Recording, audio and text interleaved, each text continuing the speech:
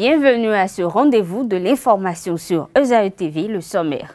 66 députés ont voté oui pour l'amendement de la Constitution du 11 décembre 1990.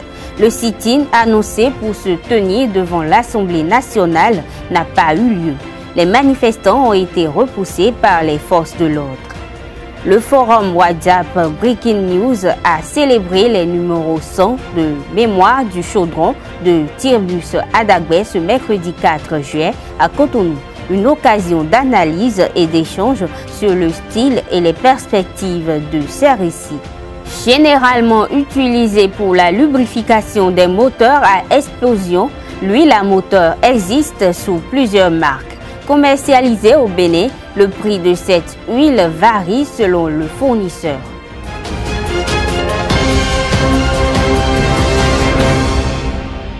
Les députés se sont rassemblés ce jeudi 5 juillet à l'Assemblée nationale pour voter la nouvelle loi portant sur l'amendement de la Constitution du Bénin. Adrien Roumbédi, le président de l'Assemblée nationale, a lui-même ouvert et présidé la plénière.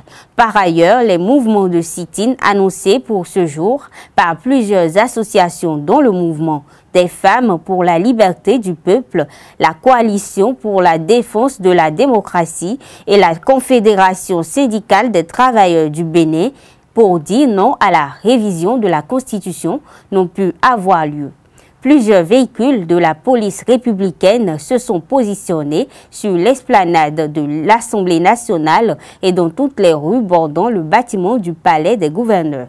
Les forces de l'ordre ont réussi à maîtriser et disperser les manifestants. Des points essentiels de cette loi, on peut retenir que dans l'article 15, tout individu a droit à la vie, à la liberté, à la sécurité et à l'intégrité de sa personne.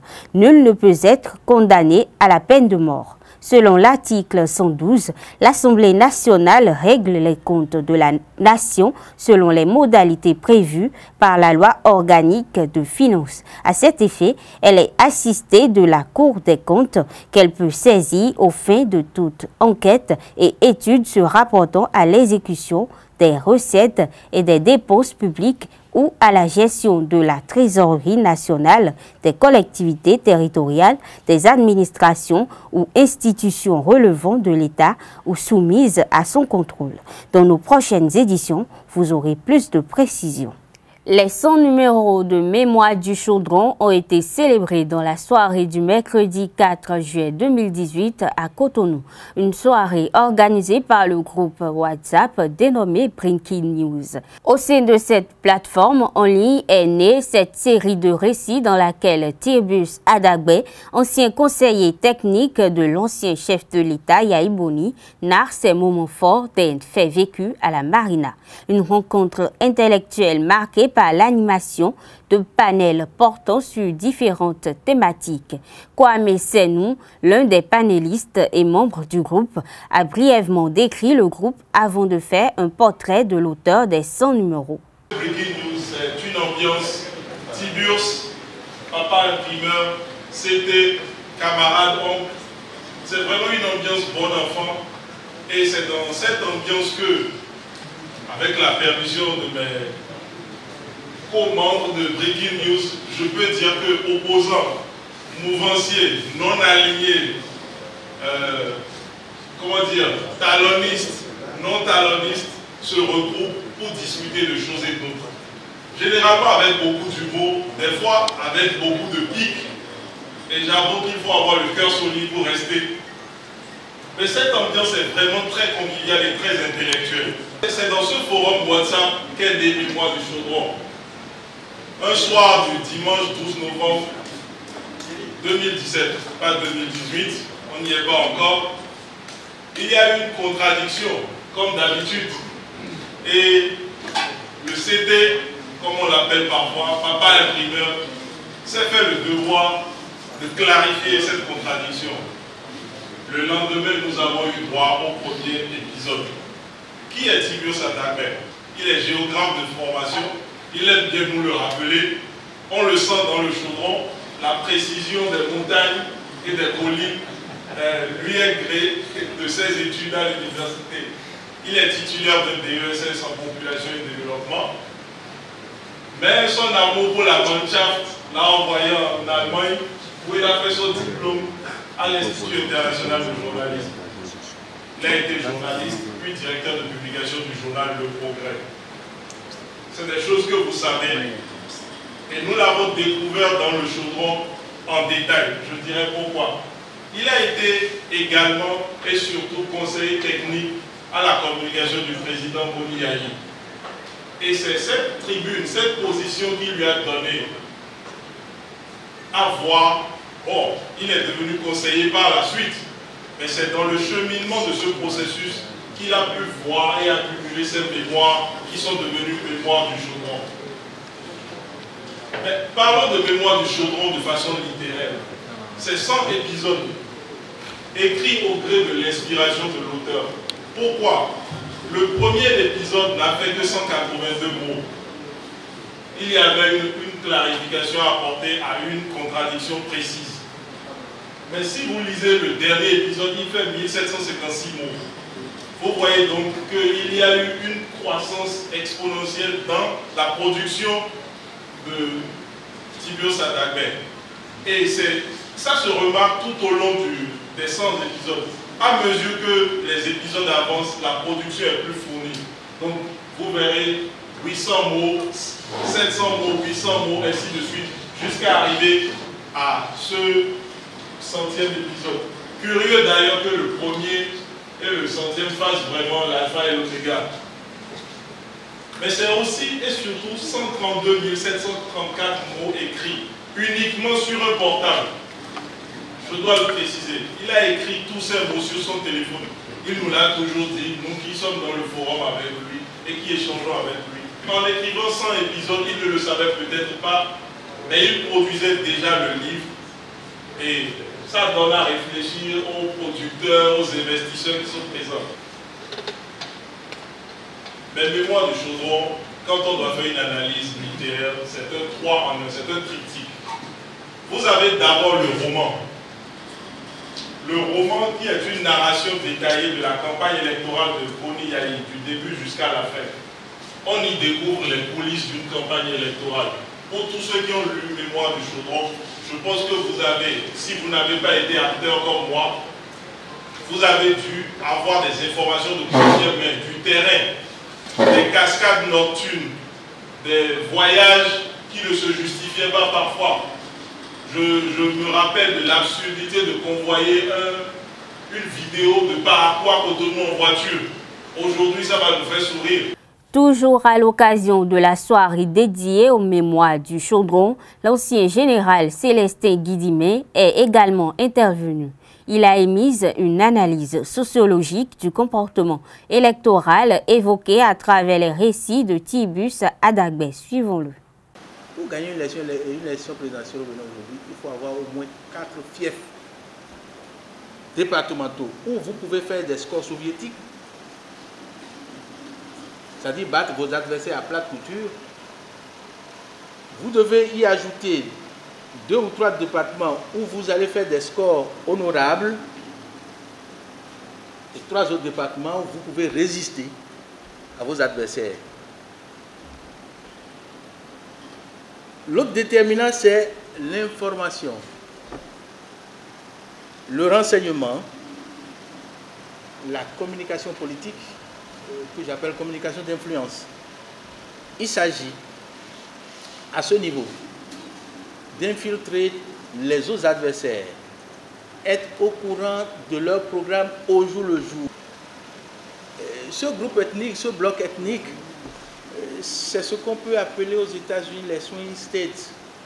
C'est des blocs balançoires, c'est des faiseurs de rois. Quand ils se mettent quelque part, c'est fini. Ils sont conscients qu'il sera difficile pour eux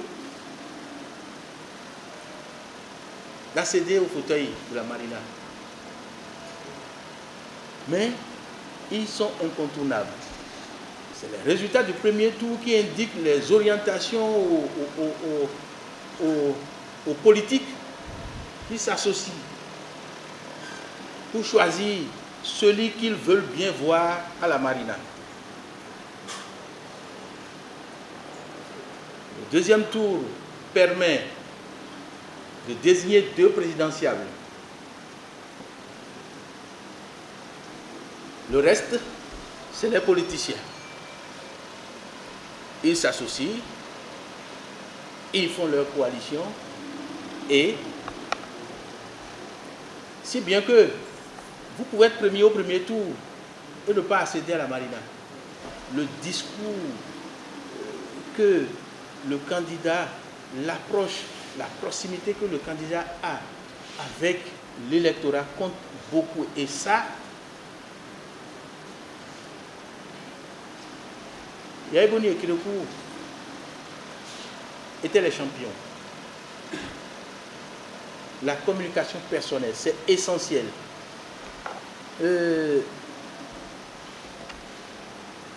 Yaïboni a besoin de vous.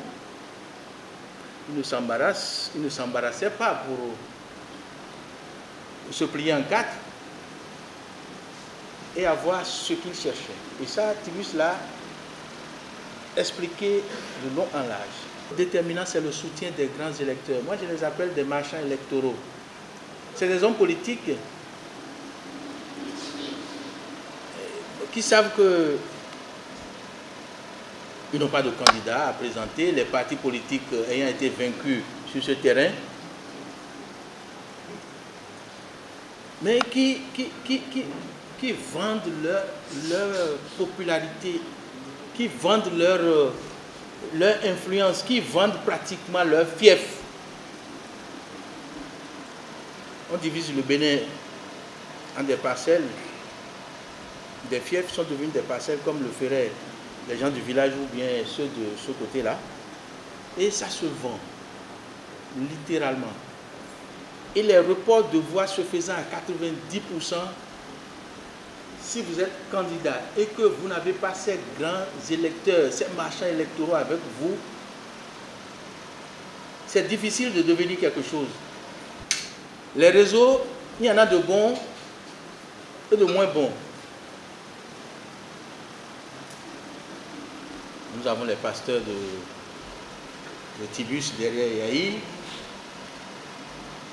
Nous avons d'autres religieux. Et je lui ai dit non. Chaque candidat à l'élection présidentielle, c'est trafiquant de drogue, c'est trafiquant de cigarettes, c'est transitaire. Enfin, sa petite mafia derrière lui. Les propriétaires de motos, de véhicules, de gros porteurs et mécaniciens utilisent plusieurs marques de lubrifiants pour maintenir les motos de leurs engins en forme. Les commerçants offrent diverses gammes de ces huiles à moteur, même si certains clients ont leur préférence. Pour plus de précisions, suivez ce reportage. Pour l'entretien et le maintien en forme des moteurs des motocyclistes et automobiles, usagers et mécaniciens utilisent différentes marques de lubrifiants appelées communément huiles à moteur. Des huiles essentielles pour les moteurs dont les prix varient d'une marque à une autre et tenant compte de la qualité. Ces lubrifiants sont indispensables pour les moyens de déplacement et pour certaines machines comme les groupes électrogènes. Les mécaniciens connaissent bien ces huiles qu'ils utilisent fréquemment dans l'exercice de leur métier. Avant, on utilisait Super B, mais actuellement, Super B, ça ne coule plus. Et que les Super B que les gens font maintenant ne travaillent plus. Il y a des Super B qu'on met dans les motos et ça commence par s'enfumer. Donc moi, j'ai laissé Super B. Actuellement, Maxwell, c'est Maxwell qui est la grande marque maintenant au Bénin qui coule. À part ça, National, Champion et puis Honda. Des lubrifiants parfois importés qui viennent d'Europe et répandus sur toute l'étendue du nord comme au sud. C'est un produit diversifié qui existe sous plusieurs formes. Les 4 litres, 5 litres sont pour les voitures, les camions et les machines, mais par contre, les 1 litre sont pour les motos, très accessibles aux jeunes. C'est une moto Honda, donc quand j'amène ma moto chez le mécano, j'utilise souvent l'huile à moteur Honda. Donc c'est ma préférence. Les propriétaires d'engins à 2 roues préfèrent des marques spécifiques qui leur reviennent moins chères. Ici, nous vendons les huiles à moteur Maxwell.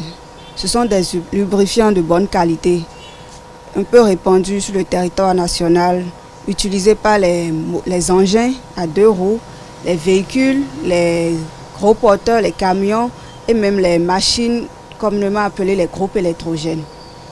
Notre huile est un peu diversifiée parce que nous avons plusieurs gammes. Les vendeuses et autres revendeuses d'huile à moteur ont du mal à faire comprendre aux clients la nécessité des huiles à moteur de qualité qui sont de gammes diverses.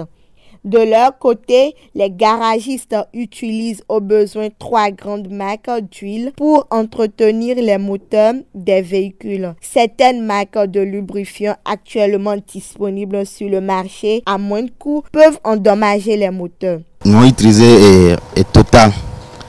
Ça travaille bien pour moteur. Et puis sur un cop aussi c'est bon. Sur un cop, il a monté sur un cop là, c'est bon.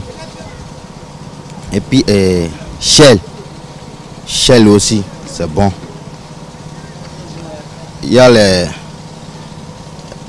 monté maintenant que nous on utilise, c'est moins cher, mais ça dépend des voitures que nous on met. Ça dépend des voitures. Les huiles à moteur de qualité permettent aux populations de maintenir leur moteur en forme plus longtemps et de profiter de leur moto, voiture, groupe électrogène sur une longue durée. La séance hebdomadaire du Conseil des ministres a autorisé la signature de contrats avec des cabinets d'architecture sélectionnés pour la réalisation de missions de maîtrise d'œuvre en vue de la construction de 21 stades communaux de type omnisport. Ce projet vise à promouvoir les activités sportives au profit des jeunes. Ainsi, 21 communes sont touchées par ce projet de grande envergure. Suivons ensemble le ministre du Tourisme, de la Culture et des Sports Oswald Omeki à l'occasion du traditionnel point de presse du compte-rendu du Conseil des ministres. La construction et l'équipement d'infrastructures aux normes et standards internationaux sont une composante du programme d'action du gouvernement, dans le but de promouvoir les activités sportives au profit de la jeunesse. Il s'agit de doter les communes de stades de type omnisport comprenant un terrain de football, des terrains de sport de main, une tribune, des espaces dédiés aux jeux et des blocs pour l'administration. C'est à cette fin que le ministre du Cadre de vie et du Développement durable et le ministre du Tourisme, de la Culture et des Sports ont sollicité du Conseil des ministres l'autorisation de consulter au plan national et international des architectes réputés en matière de conception, d'études et de contrôle d'infrastructures de ce type. Les négociations ont permis de retenir pour une mission de maîtrise d'œuvre complète le cabinet béninois d'architecture Artec pour la mise en œuvre du projet de construction de 21 stades communaux de type omnisport dans les communes de Banikwara, Malanville, Tanguieta, Kouandé, Bembereke, Niki, Wesse, Savalou, Kove, Abomey, Tofo, Dogbo, Aplahwe, Djakotome, Kome, Grand Popo, Ouida, Adjoun, Avrankou, Pobé et Ketou dans le cadre de la première phase. Le Conseil des ministres a approuvé cette communication et instruit les ministres concernés de procéder à la signature du contrat avec ce cabinet d'architecture, puis de veiller à la réalisation correcte de cette mission. Le Centre des œuvres universitaires et sociales d'Abomey-Calavi, Kousassé, a tenu la 10e session ordinaire de son conseil d'administration. Cette première session de l'année 2018 est marquée par l'examen, l'adoption du budget et du plan de travail annuel actualisé pour le compte de la gestion de l'année en cours. Voici le compte rendu. La 10e session ordinaire du conseil d'administration du Centre des œuvres universitaires et sociales d'Abomey-Calavi, COUS-AC, a eu lieu ce mercredi 4 juillet 2018. Cette première session de l'année est marquée par un événement malheureux, le décès de Isbat Girard au poste de chef service des affaires financières du COUS-AC. Ainsi, Ainsi, à l'entame des travaux, la minute de silence a été observée pour saluer la mémoire de l'illustre disparu, membre du conseil d'administration dont la perte soudaine a affecté beaucoup d'acteurs du monde universitaire.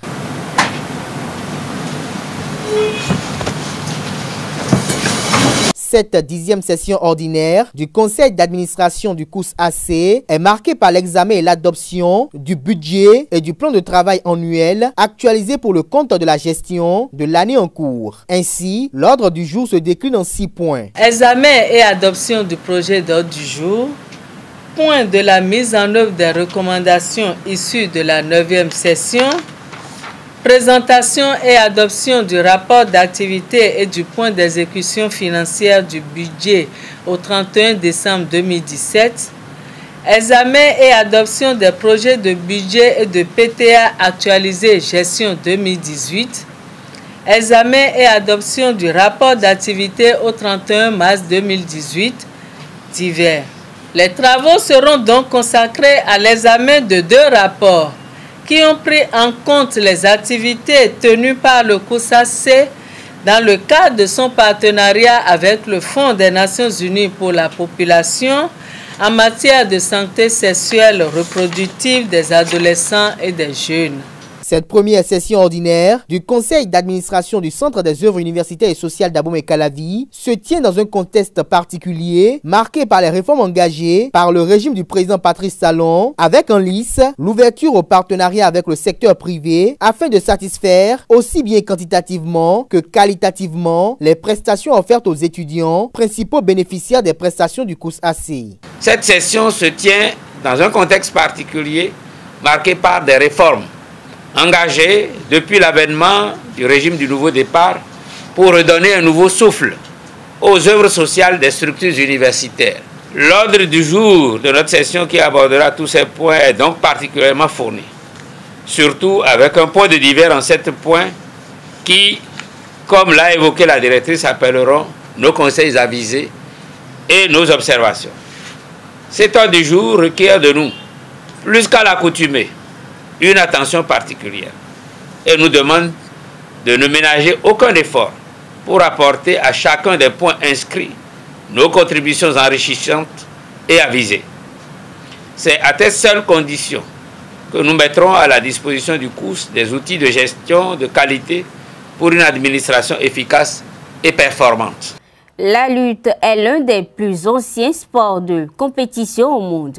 Pour sa promotion et son développement au Bénin, l'instance de gestion de cette discipline a concédé à la Société Sport, Investissement et Succès Sportif l'organisation des compétitions de lutte spectacle. La signature du protocole de partenariat s'est déroulée ce matin au siège du Comité national olympique sportif béninois au stade général Mathieu Kérékou du Bénin.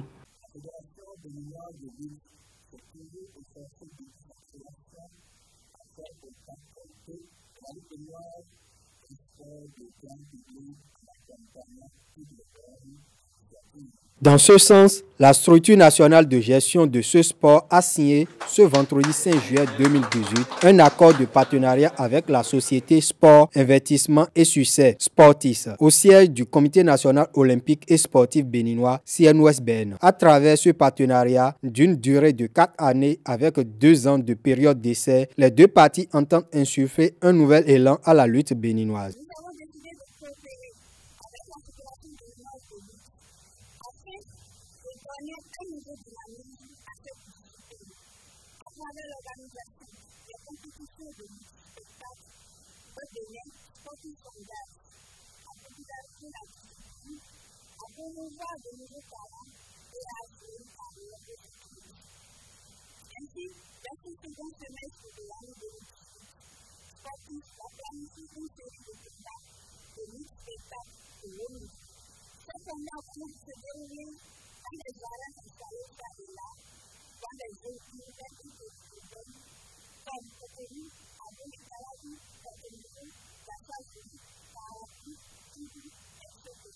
Le président du comité exécutif de la fédération, Amissou Afo Daoudou, se réjouit de l'impact qu'aura ce partenariat sur la vulgarisation de la discipline et salue l'implication de ses collègues.